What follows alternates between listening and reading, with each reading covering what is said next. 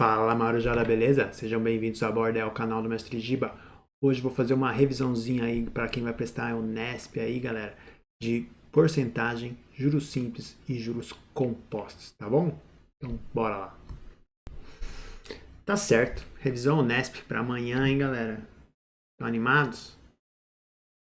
Seguinte, só para relembrar, a porcentagem, galera, lembra uma fração centesimal, do tipo P sobre 100, ou seja, P%. Também a gente pode pensar nesse conceito aqui, ó, conceito da parte pelo todo. Por exemplo, ó, uma fábrica produz 400 carros por dia, sendo 20 da cor branca. Qual é a porcentagem dos carros brancos em relação à produção total? Beleza? É a ideia, galera. Parte pelo todo. Como é que você faria? Só pegar 20 por 400, a parte pelo todo. Simplificando por 4, 5 em cima, 100 embaixo. Isso é a mesma coisa que 0,5, que é igual a 5%. Suave, né? Agora saca só. Outro conceito importante para lembrar: lucro e prejuízo. Olha só. Pensa numa quantia, num montante X aí de dinheiro que você tem. Daí você vai aplicar. Daí você vai ter um lucro, não vai? Pensa. Vamos supor que você tem um lucro aí de 20%, ou seja, um aumento de 20%. Então, como é que você faz essa conta? Aumento de 20% de X é o seguinte: você pega a sua montante antiga, o seu capital X, e soma 20% de X, ou seja, 20% do valor dele. Como é que você faz essa conta, galera? Lembrando que 20% é a mesma coisa que 20 dividido por 100, que isso dá 0,2. Então, lembrando, se o X está sozinho aqui, é como se ele tivesse 1 aqui na frente. Ó. 1 mais 0,2 é 1,02x, certo? Beleza, então, ó, sucesso. Conceito de lucro é um aumento de alguma porcentagem, de uma certa quantia. Agora pensa o conceito de prejuízo. É a mesma coisa se você tiver um desconto de 20%. Então, é só pensar agora o contrário. Se você, no lucro, você somou, no prejuízo você vai subtrair.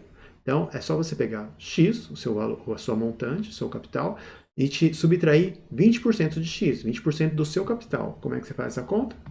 Mesmo esquema, sabendo que 20% é 0,2 de X, então X menos 0,2 é 0,8 de X. Boa, né, galera? Conceito legal. Bom, então vamos lá. Agora, presta atenção aqui, ó.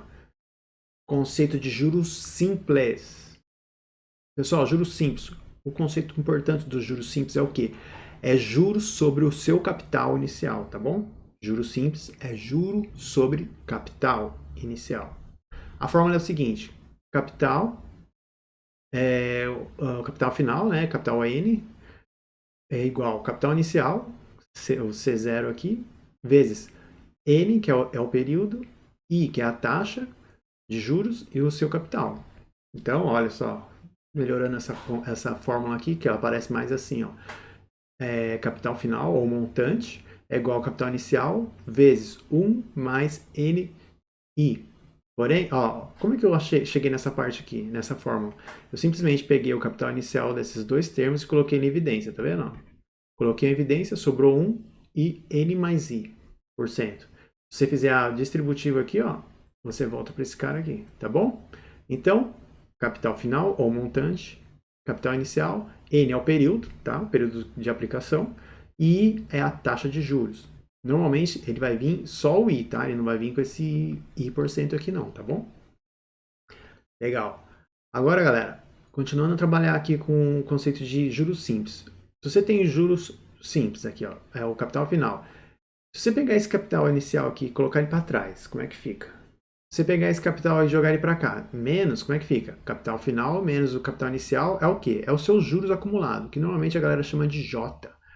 Então, pessoal, capital final menos o capital inicial é os juros acumulados. Logo, juros é o que sobrou aqui. Ó. Só que reorganizei aqui os nossos termos. Coloquei o capital inicial vezes a taxa vezes o seu período, N.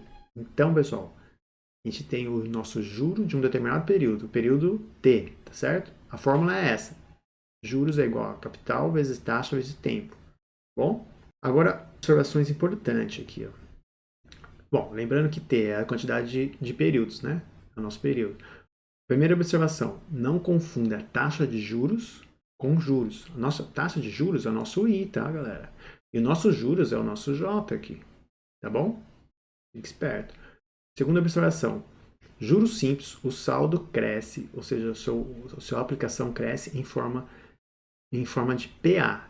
O que é PA? Progressão aritmética, tá certo? Se você reparar aqui nessa fórmula, você vê que tem uma soma aqui de um termo. Esse termo aqui é a nossa razão, a razão da nossa PA, tá certo? Lembrando, como é que calcula a razão? Razão é o termo menos o seu anterior. E a diferença entre eles é a nossa razão da PA, tá bom? Galera, lembrando que aqui não é uma aula, é só uma revisão, tá? Eu vou fazer uma aula depois mais específica falando sobre isso. Agora a gente vai falar sobre juros compostos, saca só. O conceito dos juros compostos é o quê? Juros sobre juros, tá bom? Importante isso aí, galera. Juros simples é juros sobre capital inicial e o juro composto é juros sobre os juros, tá bom? A nossa fórmula é a seguinte: capital final é igual ao capital inicial, que multiplica 1 mais I, que é a nossa taxa de juros, vezes N, elevado a N, que N é o nosso período aqui, o tempo da aplicação, certo? Beleza. Observação importante. Num regime de capitalização de juros compostos, o saldo cresce em progressão geométrica, ou seja, uma PG. Lembrando que a nossa razão é o quê? É igual a 1 mais I, ou seja, 1 mais a nossa taxa de juros, tá certo? É a razão dessa PG aqui. E como é que calcula a razão de uma PG? É um termo dividido pelo seu termo anterior. Por exemplo, A2 dividido por A1. Você acha a razão dessa PG, tá bom?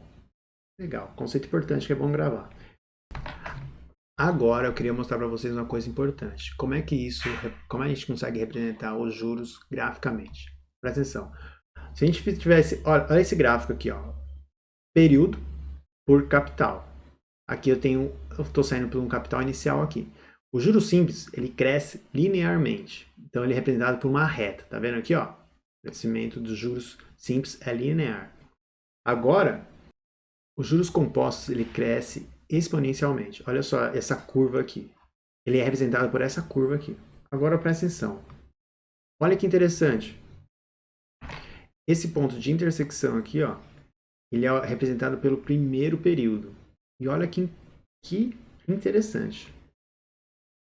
Antes desse primeiro período, os juros compostos é menor que os juros simples. Pode ver que a reta está acima da curva do exponencial aqui. Após esse primeiro período, os juros compostos ele é maior que os juros simples. Pode ver que a curva do exponencial está acima da reta. Tá bom? Isso aqui é uma informação muito legal, importante, que dá para fazer uma questão muito legal com isso aqui, tá bom?